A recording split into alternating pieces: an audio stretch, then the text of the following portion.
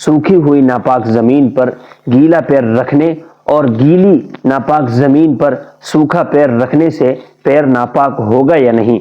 ऐसे ही बहुत से गांव देहातों में घरों के आंगन में गोबर वगैरह से लीप दिया जाता है। तो इस सिलसिले में शरीयत मुतहरा क्या कहती है, चलिए मुख्तसर अंदाज में सुनते हैं। सबसे पहली चीज़ है नापाक और सूखी हुई ज़मीन पर गीले पैर का पड़ना। अगर कोई शख्स गीला पैर लेकर नापाक और सूखी हुई ज़मीन जिसको गोबर वगैरह से लीप दिया गया हो उस पर गीला पैर लेकर चलता है और चलता रहता है, रुकता नहीं है, तो ऐसी सूरत में अगर उसके पैरों पर नजासत का असर जाहिर नहीं होता है तो उसके पैर नापाक नहीं होंगे।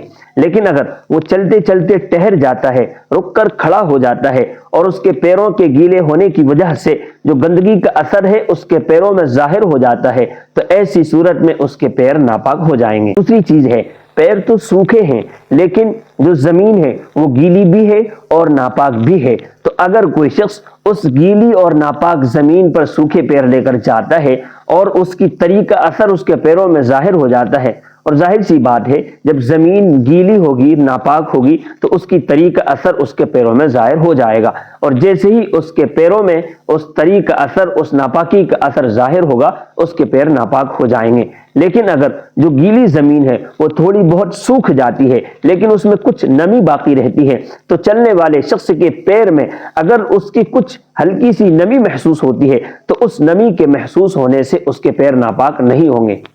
मोहतरम दोस्तों, जहां तक बात है घरों के आंगन वगैरह को गोबर से लीपने की, तो हमें इस सिलसिले में मालूम होना चाहिए कि गोबर नजासत गलीजा है, लिहाजा अपने घरों को, अपने आंगन वगैरह को इस नजासत गलीजा से बचाने की भरपूर कोशिश करनी चाहिए। इसकी जगह पर मिट्टी वगैरह का इस्तेमाल करना चाहिए। जज़ाकुमुल्लाहु खैरन व अहसन जज़ा।